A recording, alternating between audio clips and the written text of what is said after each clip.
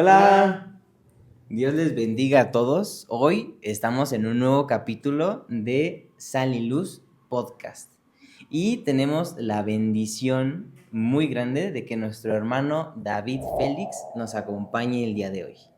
Y antes de cederle el micrófono, estamos muy contentos de que se pueda dar este momento. Ustedes no lo saben, pero no sabíamos si iban a llegar los micrófonos, pero sí llegaron. No sabíamos del tripié ni del el spot que hoy ven, que por cierto se ve muy profesional, ¿cierto? Un avance muy rápido. Exactamente, ya tenemos oficinas. No, la verdad es que fue Dios, y yo veo esa necesidad de parte de Dios de que este podcast se dé. Así que, pues, le cedo el micrófono, hermano. Hermano David, nos da mucho gusto que esté aquí con nosotros. Al contrario, el gusto es mío. Muy buenas tardes a todos. Buenas tardes, buenos días, buenas noches, en función de cuando revisen o vean este video, esta charla. Roberto, bienvenido. Memo, Gracias, Raúl. bienvenido. Aquí estamos y pues aquí estamos para reflexionar acerca de un tema importante, ¿no? Sí. Sí, es demasiado necesario porque ahorita le platicaba al hermano que pues yo no tengo mucho conocimiento en el tema que vamos a hablar hoy, pero creo que igual podría aportar con dudas que pues en este momento yo podrían surgirme, ¿no? Y que a lo mejor podría estar en el papel de muchos que aún pues tenemos ese desconocimiento y pueden surgir dudas. Entonces, pues le comentaba a mi hermanito que pues a lo mejor me voy a sentir un poquito más con el hermano, pero yo podría plantear algunas dudas que me surjan, igual estar platicando acerca de este tema que sí es vital, Así es. fundamental. Pues, ahora, para empezar, les vamos a decir el título, que para mí fue una frase que nos compartió en algún momento el hermano en una clase. Ya ahorita el hermano les platicará cuál es su ministerio, qué es lo que hace, pero él fue mi profesor de homilética, ¿no? Entonces, él nos compartió una frase que dice: textos sin contexto se convierten en pretextos. Y justo este es el título del podcast de hoy. Y como subtítulo podríamos poner la importancia de la hermenéutica y la homilética para todos, no solo para los pastores, no solo para las ministras, evangelistas, misioneros, para todos. Todos ocupamos de esas herramientas. Y ahora sí, hermano, cuéntenos, ya para introducirnos al tema y demás, primero, ¿qué ministerio tiene? Compártanos qué es lo que ha hecho. Ahí también es una persona preparada secularmente. Cuéntenos un poco de usted antes de empezar. Bien, pues ejercemos el pastorado. Ya tiene 18 años que ejercemos el pastorado. Ahorita estamos en el Presbiterio Suroriente, Valle de México, en una congregación que está allá por Cuatro Vientos, Iztapaluca, Estado de México. Allí está la iglesia. Y bueno, somos pastores ahí tratamos de servir al Señor, tratamos de pregonar el mensaje del Evangelio, porque esa es la labor de todos y de todas, ¿no? Pregonar el mensaje del Evangelio. Y bueno, pues respecto a los ministerios, pues apoyamos en el Instituto Teológico San Pablo en las materias de homilética, homilética 1, homilética 2, homilética 3. También apoyamos en Nuevo Testamento y ahorita pues estamos apoyando un poquito en Antiguo Testamento, ¿no? Materias que se recargan o se enfocan más al área bíblica y pues ahí estamos apoyando. ¿Quieres preguntarle? No, bueno, De su preparación secular, por ejemplo, que no la mencionó. no, mejor. Yo. Bueno, el hermano no lo cuenta mucho, pero también es una persona preparada secularmente, ¿no? Porque aparte de ser pastor, también trabaja, ¿no? Entonces, ¿a qué se dedica secularmente? Ok, secularmente, ahorita atendemos un negocio particular, Ok. pero estudiamos algo de química, ¿no? Algo respecto a la química. También esta disciplina nos permite ver las maravillas de Dios desde el mundo microscópico, ¿no? Y es importante y creo que hoy El trabajo pastoral, el ministerio cristiano tiene que ser multidisciplinario. Sí, sí, Hace sí. años un profesionista era único y trabajaba solito. Hoy, por las demandas inherentes del mundo, el físico trabaja con el biólogo con el matemático, el historiador, el filósofo, y todos tienen que trabajar de manera holística para hacer cosas interesantes en este mundo de hoy. Ok. A mí me parece impresionante porque viniendo de una persona que no solamente se preparó en el área religiosa, si queremos ver así, sino que también se preparó en el área de la ciencia. Hoy usted nos comparte que cree fielmente en Dios, ¿no? Y afuera hay jóvenes que entran, conocen un poco de ciencia o de teoría y ya se marean y se olvidan de Dios. Y es bueno saber que hay gente preparada, que terminó la universidad, que tiene su propio negocio, ¿no? O sea, la verdad, esa parte está muy bien porque no se han olvidado de Dios y es algo muy hermoso. Que además de eso, le están dando más allá, ¿no? Sí, pues creo que Memo, aprovechando ahí, cuando ingresé a la facultad, ingresé ateo 100%, ¿no? Y las primeras teorías, las bases del conocimiento sistematizado, me servían para embarrarle en la cara a los creyentes su fe, ¿no? Sin embargo, salió un tumor de 12 centímetros de diámetro en mi cráneo. Ese tumor había contaminado el 50% del cerebro, 3/4 partes del cerebelo, ya eran inservibles. Me hicieron una craniectomía. Pues la resección cerebelosa, pues en términos sencillos es un corte, ¿no? Me cortaron gran parte de la masa encefálica y una cuarta parte del cerebelo. A los ojos de la ciencia, yo no debo articular palabras, yo no debo leer, escribir, yo no debo hacer nada. Eso es a los ojos de la ciencia, ¿no? Pero creo que el que tiene la última palabra es Dios. Y bueno, eso hizo una reconfiguración en mi propia vida, y entonces hubo un afán en mí por aprender y por no refutar, sino armonizar el conocimiento sistematizado de la fe. La Biblia es la palabra de Dios por defecto, es la palabra de Dios, eso no se debate, pero sí se concilia con la fe, ¿no? No están separadas, ambas van de la mano y ambas te dejan ver a Dios, ¿no? Recordemos, digo, tú llevaste clase con el hermano Aarón hace hincapié, hay una revelación general, ¿no? Sí. Que es el cosmos, lo macro y lo micro, y una revelación específica que es el texto. Sí, sí. Ambas, pues podemos tomar y hacer una relectura hoy de un salmo, ¿no? Ambas cuentan la gloria de Dios. Amén. Amén, gloria a Dios.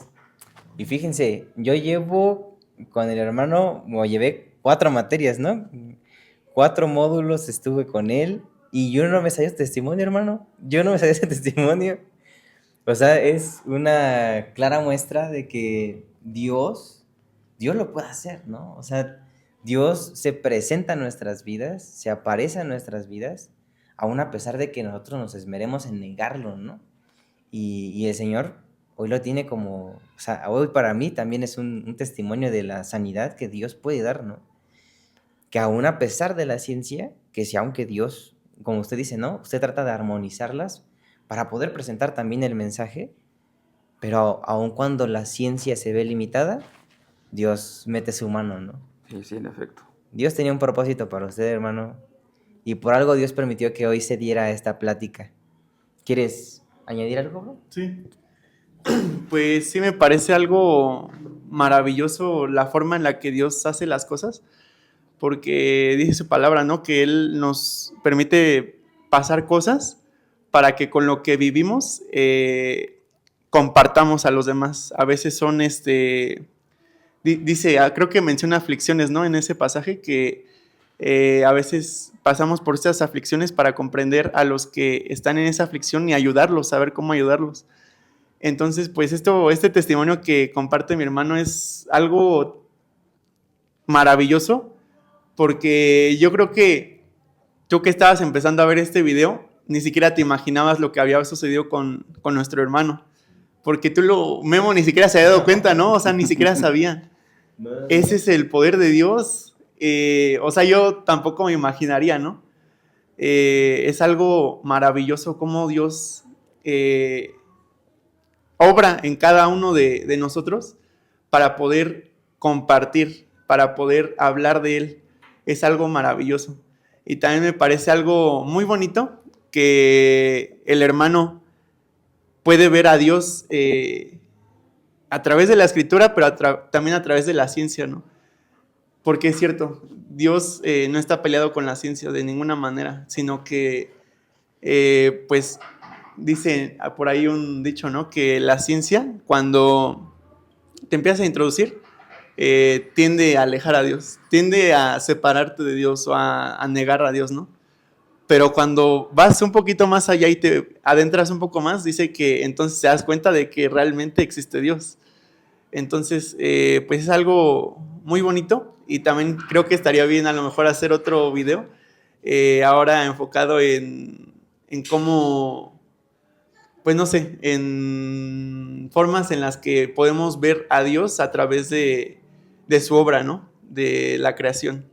Incluso en los microorganismos, ¿no? Sí. O escalándolo al cosmos.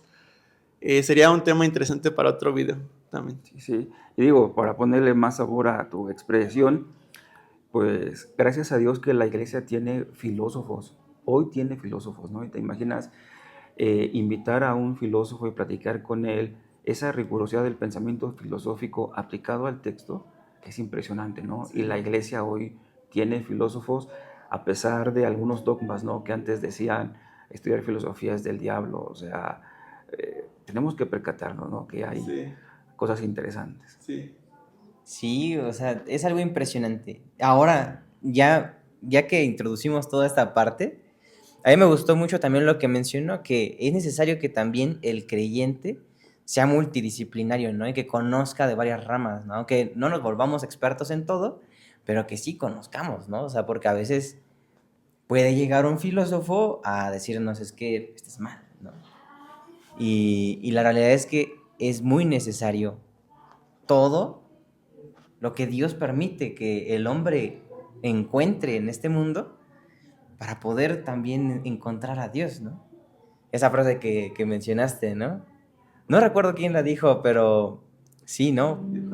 Un poco de ciencia nos aleja de Él, pero introducirnos más a ella nos acerca a Él, ¿no? Nos permite encontrar. Y creo que lo importante de este tema y lo importante de este podcast es lo siguiente, que nosotros hemos observado, bueno, yo de manera particular, cuando empecé sus clases, hermano, creo que hasta en alguna ocasión yo dije, no, pero ¿por qué esto? ¿O para qué esto? ¿No? De repente fue así como, ¿por qué nos enseñan esto? ¿No? Porque el hermano nos dio un panorama diferente de lo que es el Nuevo Testamento. Por ahí empezamos. Por ahí nos empezó el hermano a inmiscuir en este deseo de conocer más allá de lo que solamente nos han enseñado, ¿no? Ujú. Y nos mostró libros que yo ni al caso, no hubiera buscado. Hoy estamos en una librería, ¿no? Hoy estamos aquí en una librería. Y yo, por ejemplo, esos libros no los hubiera consultado si no hubiera sido porque, hermano, nos hizo leerlos. Y yo agradezco hoy que nos hizo leerlos, ¿no?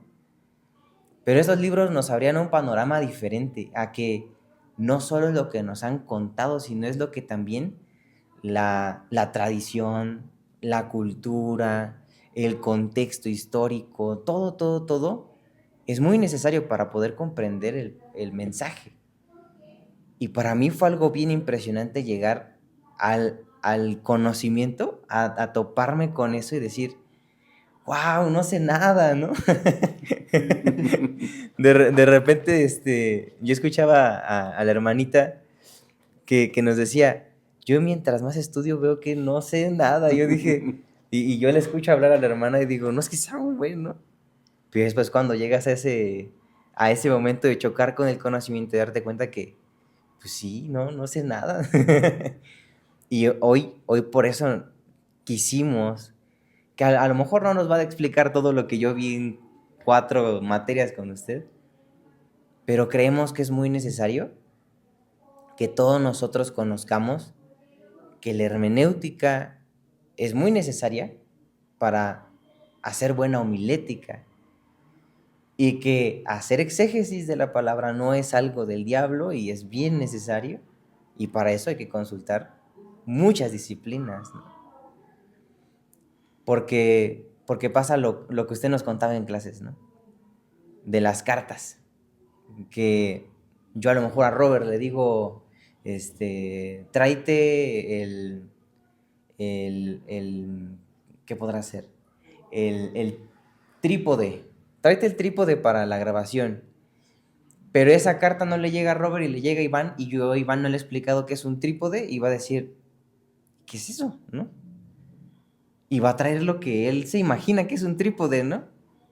Pero va a ser muy necesario conocer a Memo para saber qué es lo que quiere decir en su carta, ¿no?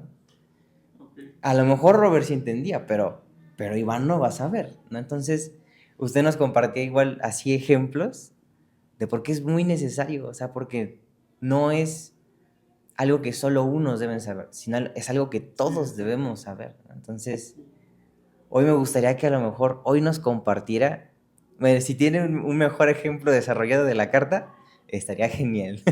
Sí, sí, un ejemplo que también platicamos en clase, ¿no? Atravesamos una pandemia, vale la pena hacer el comentario, Martín Lutero atravesó la peste negra y Martín Lutero emite una carta donde dice, es bueno, es de cristianos huir de la peste negra. ¿Cuántas personas por una mala interpretación del texto nos aventamos a la pandemia sin cubrebocas, sin gel antibacterial, sin esas medidas de sanidad, ¿no? De salud, porque creemos que así damos testimonio de una fe sólida, ¿no? Pero eso simplemente refleja mal conocimiento del texto bíblico, ¿no? Bueno, en ese contexto, vamos a simular que hoy te emito una carta, Memo, a ti y a Roberto, y en la carta les digo, no se les olvide el cubrebocas. Todos los que estamos saliendo de una pandemia conocemos el contexto del cubrebocas. Imagínense que pasa un hecho cataclísmico, lo que sea, esa carta se pierde y la encuentran cristianos de 100 años después o 200 años después. Encuentran la carta de David para Memo y para Roberto.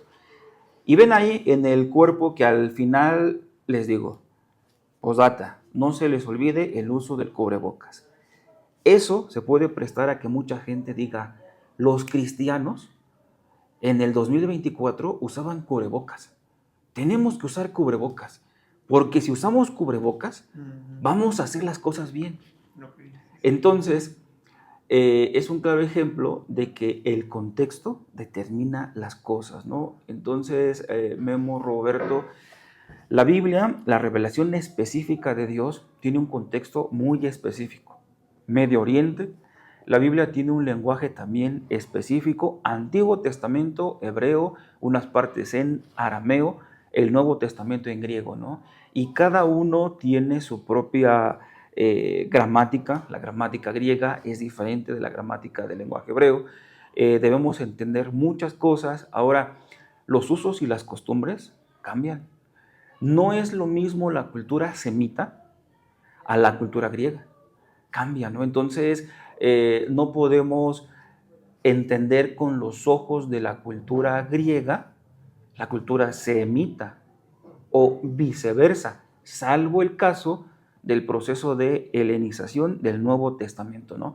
Pero por eso revisamos Introducción al Nuevo Testamento, para entender el proceso de helenización que inicia con Alejandro Magno y bueno, cosas interesantes, ¿no?, que platicamos. Entonces, con este claro ejemplo, o sencillito creo, Memo, Robert, que podemos comprender o vislumbrar la importancia del contexto, ¿no? Ahora, de la escritura nos separa idioma, geografía, cultura y espiritualidad.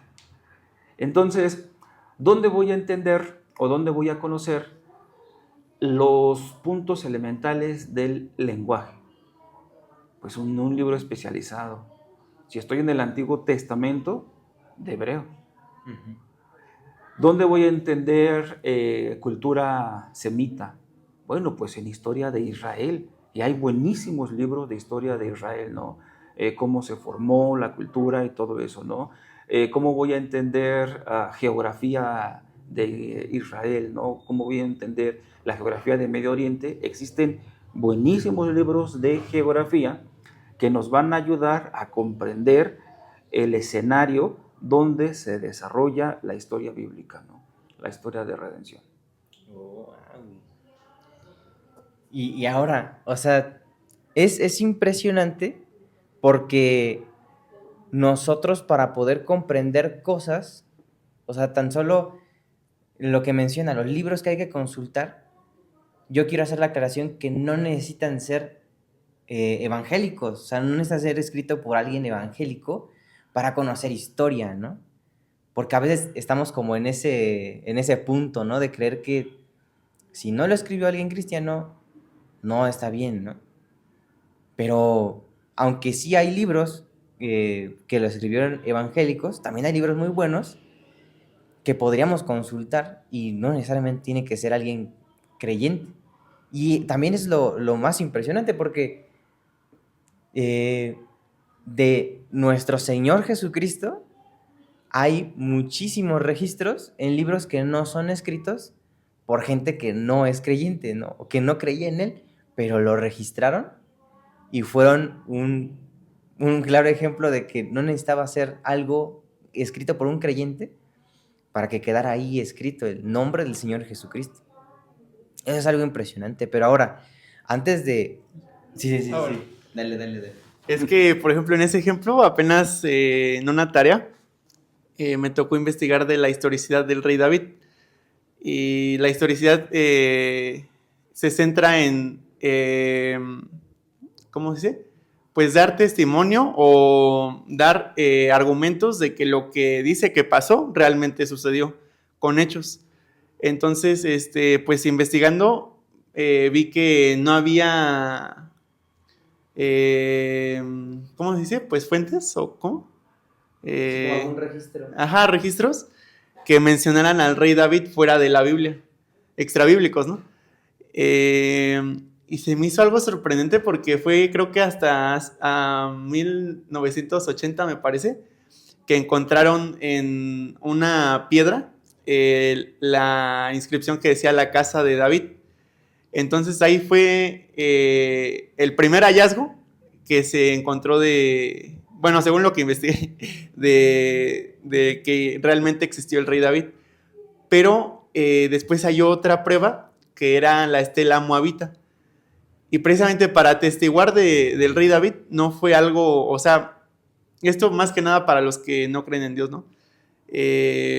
Porque nosotros, por lo que dice la Biblia, lo creemos porque Dios nos ha convencido de que su palabra es verdad, de muchas maneras, ¿no?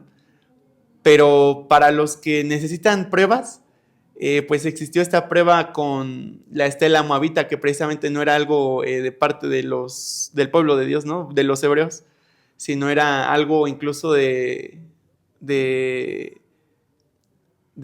bueno, los moabitas eran... Del pueblo de Moab, ¿no? Bueno, del pueblo de Moab. Pero menciona igual a Jehová, el tetragramatón. Entonces, pues sí, expresamente quería dar este punto porque referente a eso, ¿no? Que a veces vamos a encontrar riqueza en otras fuentes, más allá de la Biblia o de bibliografías inscritas por creyentes. Es bueno también indagar en otras áreas. Sí. Ok, y bueno, aquí, Robert, infiero que has de haber consultado un libro de arqueología, ¿no? Y lo irónico es que, por ejemplo, nuestra máxima casa de estudios, la UAM, pues no tiene una facultad de teología, ¿no? Pero no pasa así con Cambridge, no pasa así con otras casas de estudios de otros países, ¿no? Donde encuentras libros de arqueología, del levante mediterráneo, donde el principio científico está, ¿no? Utilizan lo que es un tel en arqueología bíblica es un montículo, y en el montículo encuentras estratos, y los estratos se van relacionando con épocas. Entonces, es interesante, ¿no? Creo que faltarían años para estudiar, para leer, pero bueno, pues aquí Sí. vale la pena decirlo, ¿no? Hay que leer, hay que estudiar, hay que documentarse, ¿no? Entonces, el mundo de la fe es impresionante, ¿no? El mundo de la fe es impresionante, y hoy no queremos, o al menos no es mi fin, recargarnos desde la postura teísta, ¿no?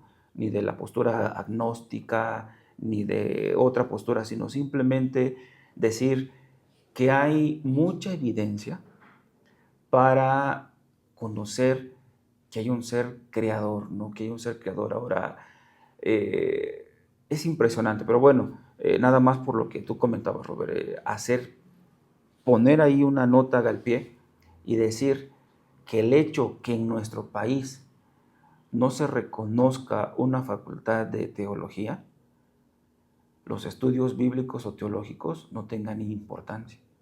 No pasa así en Estados Unidos, no pasa así en Guatemala, no es así en el Reino Unido, no es así en Alemania. Por ejemplo, buenos teólogos, Alemania, Francia.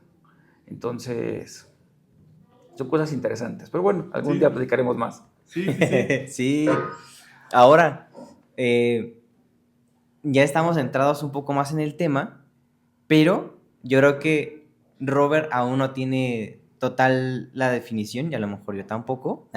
Sí, yo no. La definición de homilética y de hermenéutica, y qué es la exégesis y para qué se ocupa, ¿no? Cómo se come, para que igual pues la gente pueda saber ¿Ok? qué quiere decir. Bien, esos términos corresponden a disciplinas de pues, las ciencias bíblicas, ¿no? Ahora, y vale la pena aquí hacer el comentario, ciencia no solo se aplica para el estudio, de electrones, protones, números, cosas de las ciencias exactas, ¿no? De las ciencias duras, porque también los que estudian ciencias sociales también son agentes científicos, ¿no? Ahora, ciencia, al decir ciencia, eso implica un método, y entonces se puede estudiar el texto bíblico con un método correcto, con un método objetivo, con un método que te acota tanto que no da lugar a vaguedades o a un abanico de posibilidades, ¿no? Entonces, hermenéutica, para términos sencillos y coloquiales, es la ciencia de la interpretación.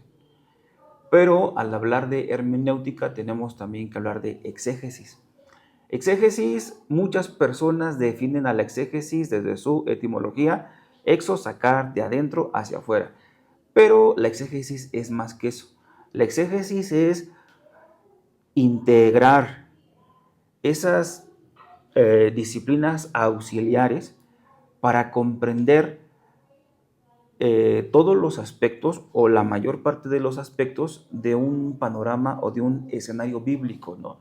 Por ejemplo, utilizar la sociología para entender un acontecimiento bíblico, conocer, por ejemplo, geografía bíblica, conocer, por ejemplo, idiomas bíblicos, muchas cosas, ¿no? Por ejemplo, hace rato Roberto hacía hincapié al tetragramatón y lo asimiló con el nombre de Jehová, ¿no? En la cultura semita, Roberto, el pensador semita cree que cuando conoces el nombre de una persona, tú lo encasillas, ¿no?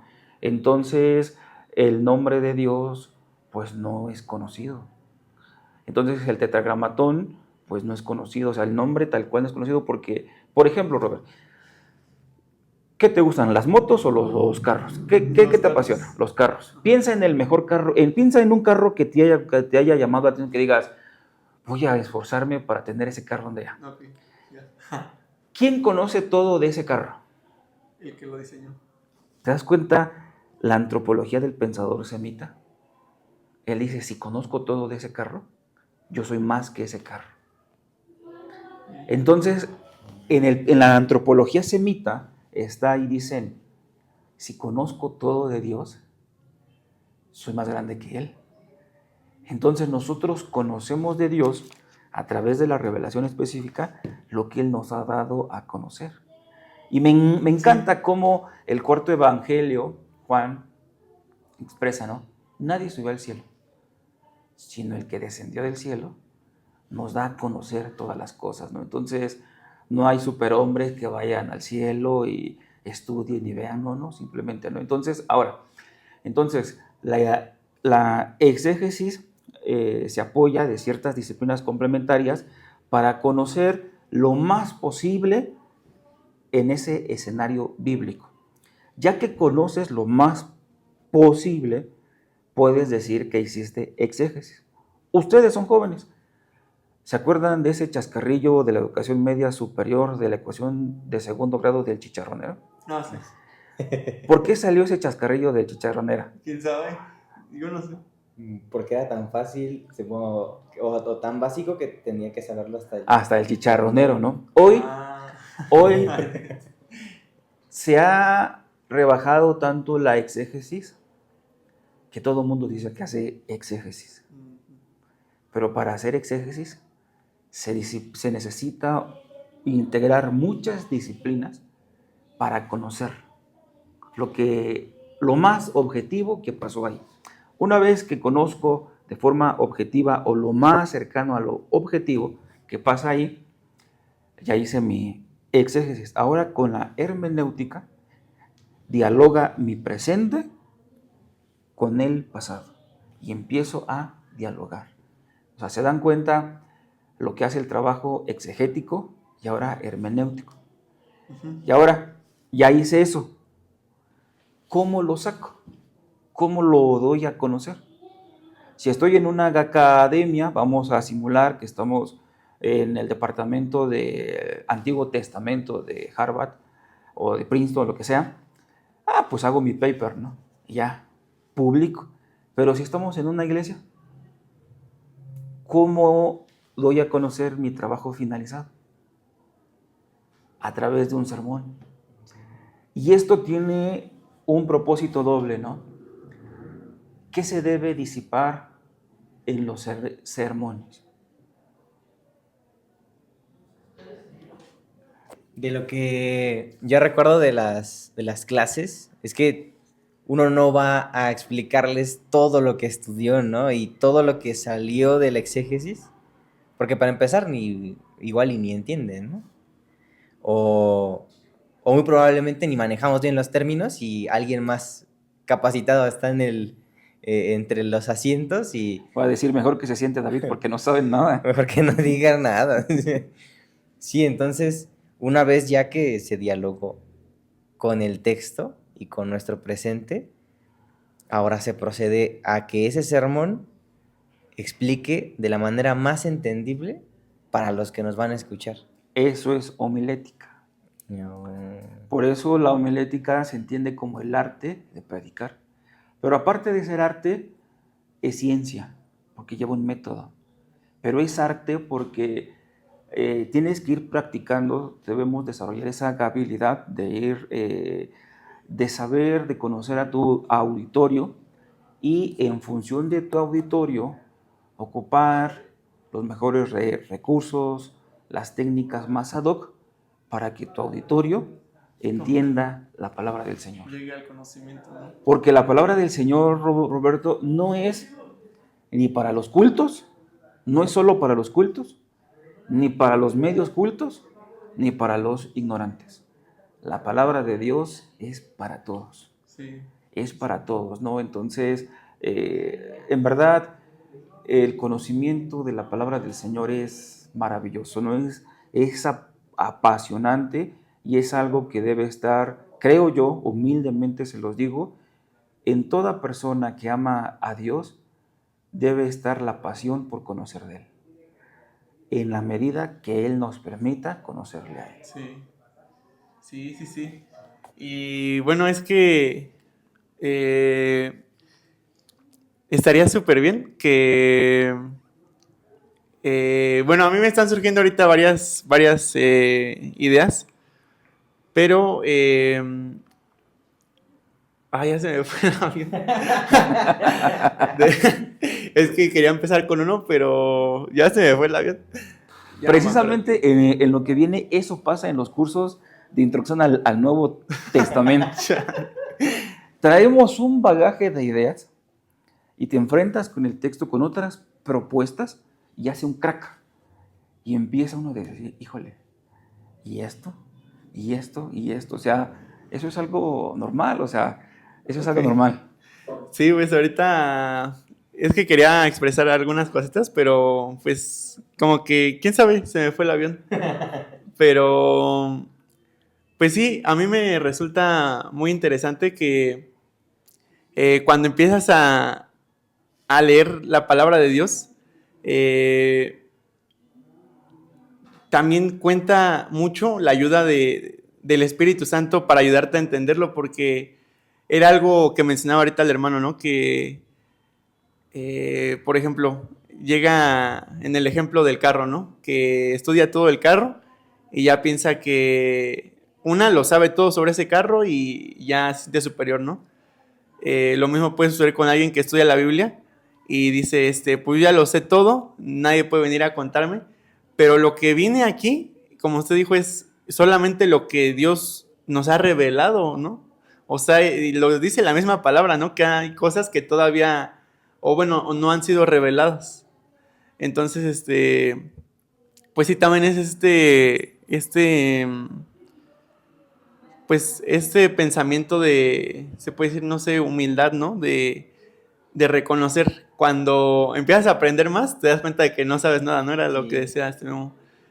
Y pues sí es algo muy cierto. Pero es muy importante y fundamental también que en el estudio de la palabra de Dios, el Espíritu te va revelando muchas cosas, ¿no? Y ayudando a entender muchas cosas. Bueno, a mí me ha pasado que pues escuché mucho tiempo, ¿no? La palabra de Dios y las distintas historias que vienen narradas en la palabra de Dios. Y ya. Pero hasta que el Señor me rescató, empecé a leerla y Él empezó a hablar conmigo. Y muchas cosas que antes había escuchado, ahora las empezaba a comprender. Y para mí fue algo muy maravilloso porque pues empecé a comprender varias cosas que tal vez, no lo digo con ninguna vanagloria, pero sin que nadie me explicara, Dios ahí en mi lectura de la palabra, Él me empezaba a hacer entender muchas cosas. Tal vez también entra mi naturaleza humana, ¿no? De que yo me equivoco, Dios no se equivoca, pero yo puedo llegar a malinterpretar algunas cosas. Entonces, nuestro deseo con este video es generar interés en que aprendamos más y aprendamos más de Dios, nos interesemos por aprender más de Dios. Y pues no sé si tú quieras decir algo. Sí. No, pues igual, o sea, es que es impresionante porque Dios permite que estas ciencias y estos métodos lleguen a nuestra vida para que no nos quedemos, como dice Robert, ¿no? Yo lo veo como un progreso, porque de igual manera como Robert, cuando yo llego al conocimiento de Cristo, Él me empieza a llevar como un niño, ¿no? Primero, yo lo imagino así como un bebé, ¿no? Cuando quieren que empiece a caminar, pues lo agarran completito y así para que haga como que camina, ¿no? Y así me lo imagino cuando uno llega al conocimiento, Dios te toma y el pasaje que lees, el Señor te empieza a hacer entender cosas, ¿no? Pero después el Señor empieza ya no completito, porque ya puedes apoyar en los pies, ahora de las manos, ¿no? Y después de eso, ahora de una mano, y después, ahora tú. Y si te caes, bueno, te ayudo, ¿no? Y creo que en ese proceso no podemos estancarnos con el inicio. Aunque Dios puede revelarnos cosas, Dios quiere que lo conozcamos. Y ahí viene lo impresionante, ¿no? Porque Él quiere ser conocido. Y Él ha puesto los medios para que lo conozcamos, pero pues igual entra la parte de que no podemos decirnos cristianos si no nos interesamos en conocer a Dios. Claro. Y para eso pues hay que prepararnos, o sea, porque luego se avientan cada cosa y agarran textos bíblicos y salen cosas bien extrañas, ¿no? Sí. Es pues precisamente el título del video, ¿no? El que vamos a poner. Pues es muy importante no usar fuera de contexto los textos, porque luego se ocupa de muy mala manera. Algo que no quería decir para nada, se emplea mal, ¿no? Y no solo eso, ¿no? Sino que puede llegar a dejar un mal conocimiento en alguien. Y hasta que alguien que en ese interés por aprender más de Dios llegó al conocimiento correcto, puede ayudar a esas personas, ¿no? Que a lo mejor en su pasado malentendieron algo o les mal explicaron algo y se quedaron con esa confusión, ¿no? Entonces igual tiene muchos propósitos este video y pues pues uno de ellos también es que algunas cosas o algunos versículos o mensajes que vienen en la palabra de Dios, pues sean bien comprendidos como realmente, lo que realmente quiere decir Dios a través de esos pasajes. Ok, ahorita que estabas platicando, Memo y Robert, me acordé de un término que se llama eisegesis. Eisegesis es mi idea preconcebida, metérsela al texto, manipular el texto de tal forma que argumente lo que yo quiero. Y eso ha pasado en muchos credos. Por ejemplo, para muestra un botón, ¿no? Sin decir. Hay un credo en nuestra república cuya sede está en la ciudad de Guadalajara. Ellos hacen el trabajo de eisegesis también, entrecomillado, que la gente es capaz de, pues, de cometer hasta aberrancias sexuales por el grado de eisegesis que tienen sus feligreses. Entonces es algo impresionante, ¿no? Ahora, otro ejemplo fuera del mundo bíblico, un ejemplo social. ¿Cuántas veces en tus pláticas, en las pláticas de Memo, en las mías, alguien que no muy nos quiere descontextualiza mis frases y hace decir muchas cosas? Este simple video, tú lo puedes descontextualizar, Sí. utilizar las frases donde expresé yo no creía en Dios. Ajá. Y podrás decir, David dice que no cree en Dios. O sea, te das cuenta cómo cuando aíslas un texto, cuando no lo tienes dentro del contexto, puedes hacer muchas cosas. O sea, entonces, he ahí la importancia. Totalmente lo contrario. Claro, ¿no? Entonces, ahí está la importancia del contexto, ¿no? Y creo que sería muy pertinente que Dios nos ayude para que, digo, aunque yo ya voy de salida, creo yo, pero ustedes van hacia arriba, que sus generaciones empiecen a leer el texto bíblico de otra forma, no diferente, porque la doctrina no cambia. La doctrina es una revelación que se ha dado, el proceder del ser humano en función del texto bíblico ya se dio, pero tenemos una mejor comprensión hoy por eso, ¿no? Entonces, que Dios nos ayude para que las futuras generaciones lean el texto bíblico en su contexto. Sí, ya para ir cerrando este podcast, porque creo yo que sería lo más apropiado hacer una parte 2, donde a lo mejor metamos varios textos en los que a veces, o varios ejemplos en los que a veces se ocupan los textos para hacer pretextos de ellos, ¿no? Y ya para ir cerrando, a mí me gustaría nada más que si tiene algún ejemplo de qué pasa cuando uno lee la Biblia y quiere compartirla sin hacer exégesis. Si tiene alguno así fresco, estaría muy padre. Y yo creo que para la parte 2 nos traemos así varios, Sí. para poder dialogarlos aquí juntos. Ajá. Ok, un texto que, por ejemplo, ¿no?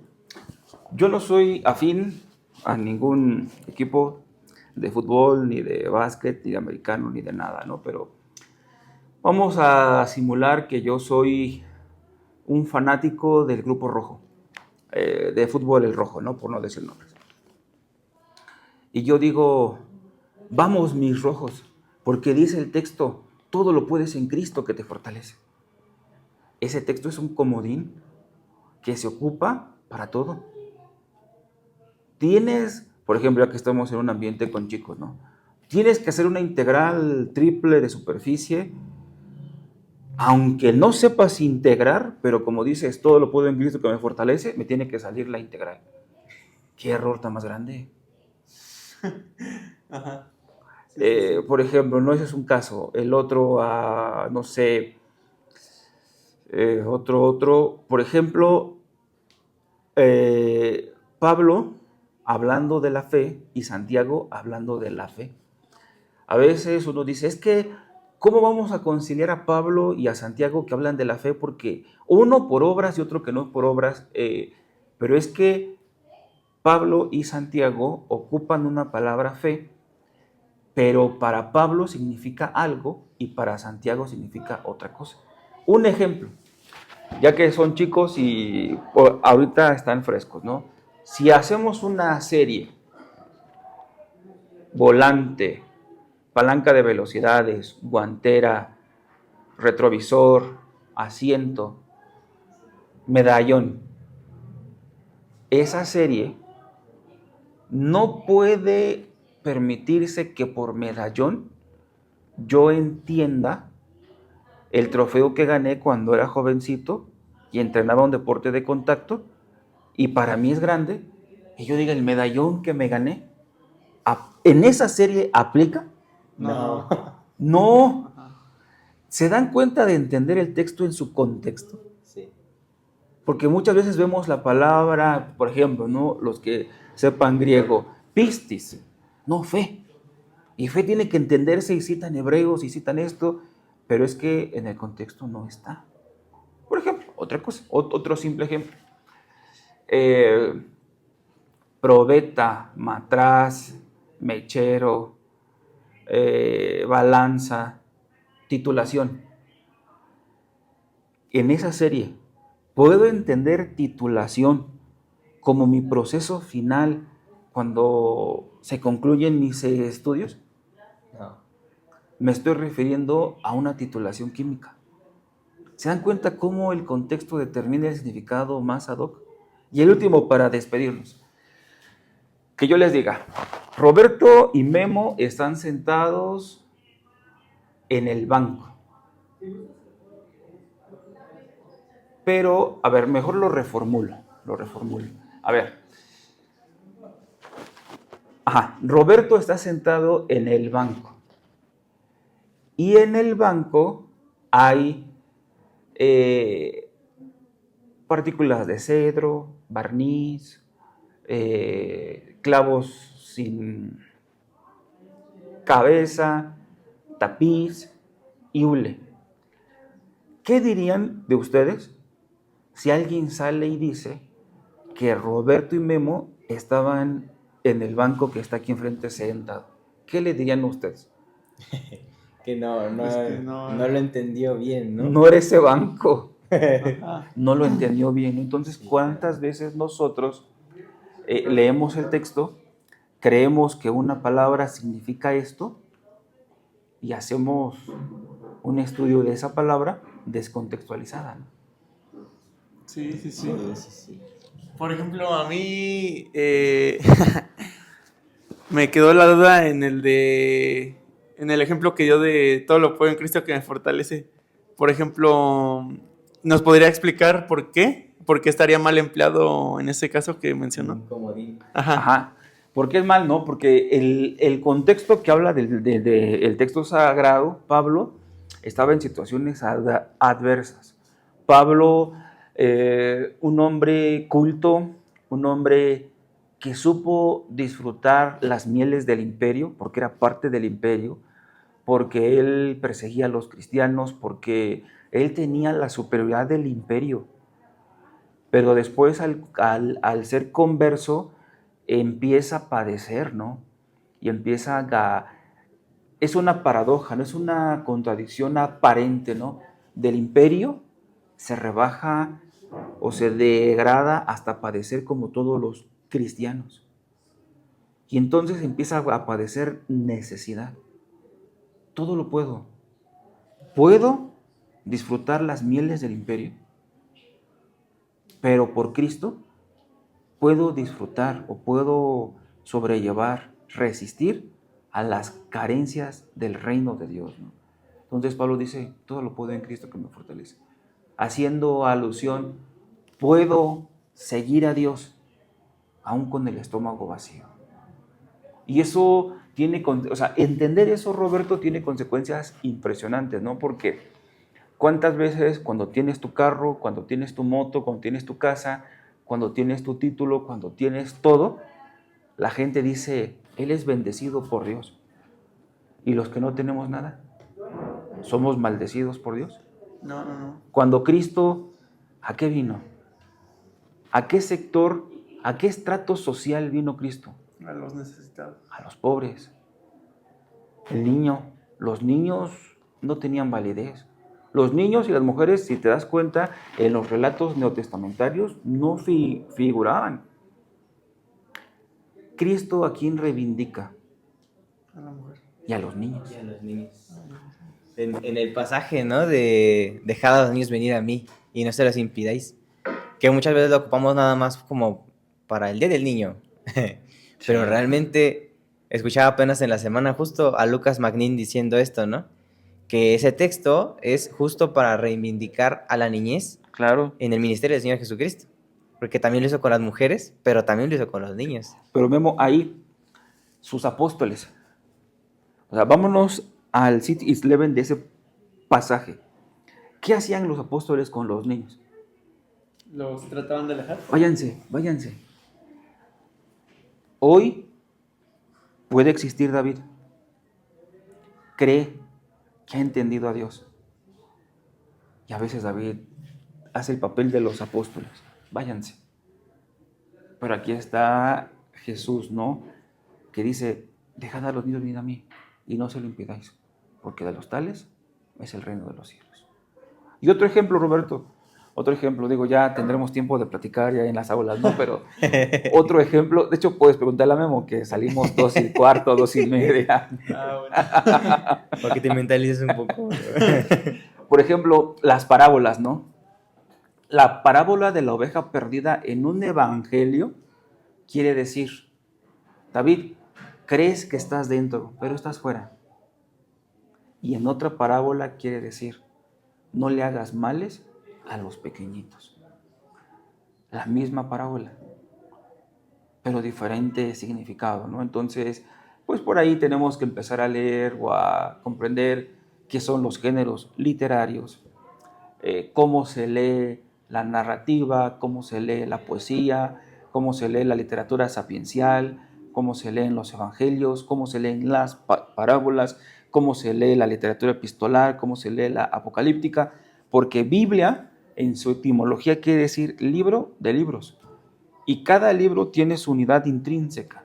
Entonces, así como es necesario conocer el contexto inmediato de un texto, el contexto del libro y qué papel juega en todo el canon sagrado, ¿no? Son cosas interesantes, pero creo que con esos ejemplos más o menos queda claro, ¿no? ¿Sí? Sí. Pero sí estaría súper bueno que a lo mejor para el siguiente, si está, bueno, yo creo que estaré dispuesto mi hermano. Ya lo estoy comprometiendo a otro video. Sí. Pues, a lo mejor que nos planteen dudas, ¿no? Los que vean el video. Y traer más dudas de lo que hoy aprendimos para un próximo video. Sí, porque la verdad es que hoy yo sé que algo, el que vea este podcast, algo aprendió. Porque ya, al menos hoy, van a poder escribir ahí qué es homilética, ¿no? Qué es hermenéutica, qué es exégesis. Y que no es malo hacerlo, ¿no? Porque la realidad es que hay mucha juventud allá afuera que tiene la capacidad para hacerlo, pero están siendo reprimidos o ellos mismos se reprimen a hacerlo pensando que es incorrecto, cuando es todo lo contrario, es muy necesario. Porque sí, efectivamente, llegamos a ocupar los textos para cosas que no son. Algo que me gustaba mucho que nos decía en clase, ¿no? Imagínate que de repente estás predicando de Isaías en la iglesia y entra Isaías por la puerta y te escucha decir lo que estás diciendo, va a quedar como de, yo nunca dije eso. Y sí, o sea, la realidad es esa. Ahora imaginemos a Dios mismo, que Él está en el templo, está en nuestras vidas y que escucha las cosas que de repente nos aventamos, ¿no? Entonces, la verdad es que sí es muy necesario y que yo agradezco que, aunque haya sido una embarradita ahorita, unos cuantos minutos, lo hayamos tenido. Dios facilitó todos estos medios para que hoy hayamos comprendido un poco más. Y Robert ya no está, ya no va a llegar en ceros a su clase. Que igual ya le recomendé Proyecto Biblia y está escuchando toda la serie de cómo leer la Biblia. Entonces, Qué bueno. En ceros no va a llegar el buen Robert como llegué yo. No, pero tampoco va a llegar así como que usted diga, "Ay, qué bárbaro". Pero está bien porque aprendes. Sí, mejor. Es lo bueno. Y sí, pues si sus tiempos le dan y demás, yo creo que sería bueno un segundo video en el cual podamos traer algunos pasajes, que usted traiga algunos pasajes Sí. de ejemplo, porque hoy ya supieron más o menos, pero yo creo que estaría padre que les dejara una tarea de qué les recomienda hacer ahora que ya saben esto, por dónde podrían empezar, qué podrían hacer, para que el siguiente video ya usted pueda llegar y miren, este es un ejemplo de qué es un exégesis y cuánto toma hacer un exégesis, ¿no? Por eso es que una predicación no se puede hacer así de la noche a la mañana, ¿no? Toma un tiempo extenso y es necesario hacerlo porque si no de repente decimos cada barbaridad, ¿no? Se enseña mal. Sí, exacto. Sí, ¿por dónde empezar? Primero, por el texto bíblico.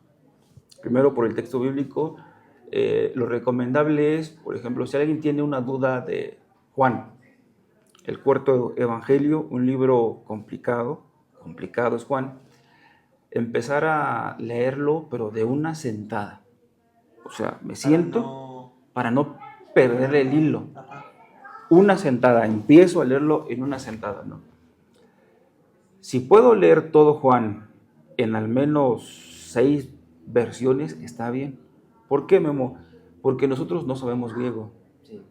Entonces es necesario que nosotros, ahora hay que despojarnos de ese paradigma de que Reina Valera solamente es la palabra de Dios. La palabra de Dios es una. Sí. Y Reina Valera es un proceso de traducción. Exacto. De Erasmo y Casiodoro y todos aquellos, ¿no? Erasmo empieza a trabajar, ahora hay que saber, ¿no? Pero bueno, son otras cosas del mundo bíblico. Hay que leer, por ejemplo, Biblias que se desprendan del texto crítico y del texto recibido. Luego, una Biblia académica, ¿no? Una Biblia académica, por ejemplo, hay una Biblia académica, la Biblia de Jerusalén, hecha por la Universidad de Jerusalén. Esa Biblia casi es interconfesional, no obstante la publica una editorial de otra iglesia, pero hace buen proceso de traducción. Entonces, si yo tengo dudas sobre Juan 3, leo Juan 3 en 6 o 7 versiones completamente diferentes. Ubico los variantes textuales. El variante textual es la palabra que, por ejemplo, Roberto lo traduce como lápiz, tú lo traduces como crayola y yo traduzco como marcador. Y entonces eso es un foco que te dice a ti, caray, ¿por qué lo traducen de diversa forma? Ojo ahí, ¿no? Ahí te están dando focos.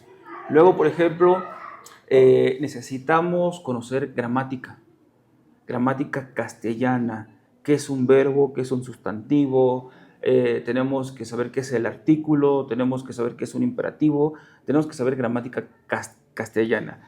Luego tenemos que empezar a hacer palabras repetidas, muchas cosas, ¿no? Luego palabras claves, y ya que hago eso, empiezo a armar mi texto, a desconfigurarlo, ver cómo está integrado, integrarlo después, luego empezar a leer contextos culturales. Contexto cultural, ¿no? Ahora, el contexto cultural no es la interpretación. El contexto cultural solo me ayuda a saber los usos y costumbres de la época. Nada más. Y ya que hice eso, empiezo a extraer idea central exegética, idea central teológica, idea central homilética. Y bueno, es que bueno, Memo y Roberto, hay muchos métodos exegéticos. El que vimos en clase, Memo, es uno de muchos. Hay muchos métodos exegéticos y es interesante considerarlos, ¿no? Pero el que vimos en clase, Memo, es el primero de todos. Y luego tenemos que hacer pues el manuscrito, antes del manuscrito el bosquejo mayor exegético, bosquejo menor homilético, y bueno, hacer una exégesis. Cuando tengo los conocimientos, al menos una exégesis en una semana. Cuando no tenemos los conocimientos, al menos la exégesis sale con trabajos en el módulo. 3 meses. 3 mesesotes. Sí, pero es que en verdad, miren, cuando ya en nosotros no pasa lo que en Dios. Dios tiene el conocimiento sumo, en nosotros es progresivo. Si hoy empiezo, por ejemplo, a leer acerca del contexto cultural de Génesis, me empapo de Génesis. Y el día de mañana que en mi vida ministerial un joven llegue y me diga, o a ustedes, ¿no? Oiga, hermano Memo, ¿me puede decir acerca de Génesis 8? Pero como tú ya tienes un historial de estudio, pues ya sabes qué género ocupa Génesis, ya sabes el objeto del libro, ya sabes cómo juega el capítulo 8 en todos los 50 capítulos del Génesis, ya se obvian muchas cosas, sí, entonces ya tu exégesis en el tiempo ya se va reduciendo. Sí. Ok. Y por último, un día a un hermano le preguntaron, oiga hermano, ¿qué dice Romanos? ¿Cuál es el verdadero sentido o la verdadera interpretación de Romanos 8? Y el hermano dijo, híjole, y el hermano, pues mis respetos para él, ¿no? Sabe meterle manos al texto. Dijo, híjole, si lo hacemos juntos, porque hacer exégesis no es como una máquina de funciones. Le meto el texto y sale la exégesis. Hacer exégesis es un proceso. Un proceso que se puede reducir en tiempo, pero no en calidad. Entonces, por ahí podrían empezar, mi amor, ¿no?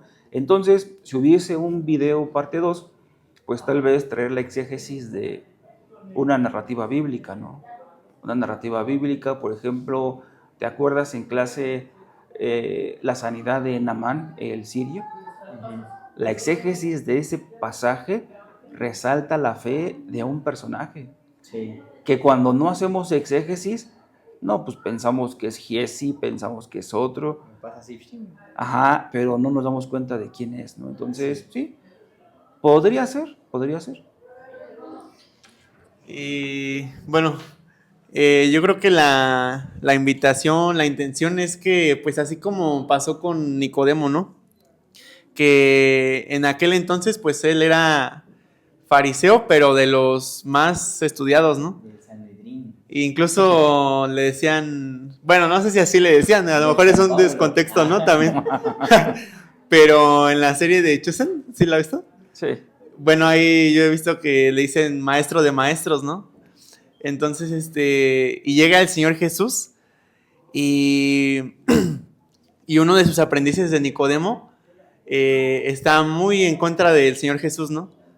Y dice ese aprendiz de Nicodemo, no puede ser, este hombre habla blasfemias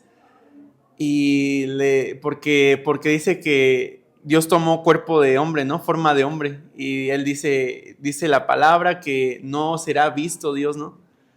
Entonces Nicodemo, ya habiendo visto, bueno, en ese punto, él había ido a tratar de ayudar a María que estaba endemoniada y no pudo, y fue el Señor Jesús y la sanó. Entonces pues Nicodemo fue y vio a María ya liberada y se quedó sorprendido, ¿no? Y dice, ¿quién hizo esto? Entonces se empezó a interesar por el Señor Jesús y entonces después le responde Nicodemo a su aprendiz, ¿qué dice también la palabra de Dios? Que echemos mirada a las sendas antiguas, pero también tengamos abiertos los ojos para las cosas nuevas, ¿no? Entonces aquí lo que Nicodemo le estaba diciendo a su aprendiz era que le decía, ¿no? No quiero vivir en un tiempo aburrido en el que Dios ya no enseña algo nuevo, en el que Dios ya no hace algo nuevo. Quiero estar en constante aprendizaje, ¿no? De lo que puede hacer Dios. Porque pues esto, lo que Dios nos ha dejado aquí en su palabra, es de lo fundamental, ¿no? Pero va mucho más allá. O sea, cuando empiezas a conocer más a Dios, te das cuenta de que tenías un concepto de que Dios es muy grande, y cuando lo empiezas a conocer más, te das cuenta de que es aún más grande. Inmenso. Y lo conoces más y dices, no inventes, es más grande todavía, ¿no? Entonces, pues, es esa nuestra intención, porque así nos va, como dice el hermano, apasionando el Señor, ¿no? Por Él, a querer aprender más de Él, a querer saber más de Él, porque realmente es algo muy, muy hermoso, aprender más del Señor. Es algo muy, muy bonito. Y pues, no sé si quieran ya. No, pues, no, sí, igual ya. Le agradecemos el tiempo, hermano. No, Fue gracias a ustedes por invitarme.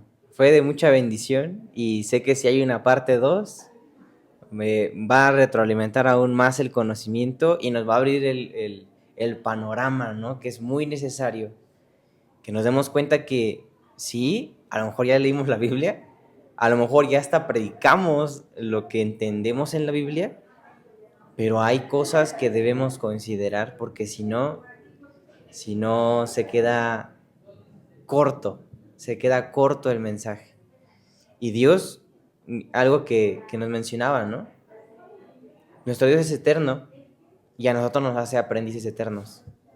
Porque nunca vamos a terminar de aprender de Él. Y eso es algo fascinante porque llegaremos al cielo y aún seguiremos aprendiendo. Y una eternidad junto a nuestro Dios eterno nos va a permitir seguir aprendiendo. Y eso va a ser algo impresionante.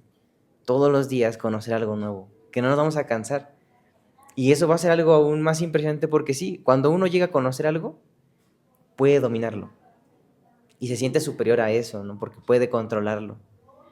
Pero a Dios nunca terminaremos de aprenderlo, pero hay mucho que aprender y eso es algo impresionante, hermano.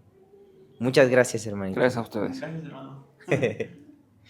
Pues bueno, terminamos este video y esperamos que haya sido de su agrado. Dios les bendiga mucho y esperemos que pongan ahí en sus comentarios dudas, Sí, dudas. si les interesa la parte 2, qué cosa no entendieron para poder tocarlo en la parte 2. Yo, por ejemplo, tengo ya para el siguiente video mi duda de... Y lo voy a decir para que no se me olvide, ¿no? En la siguiente.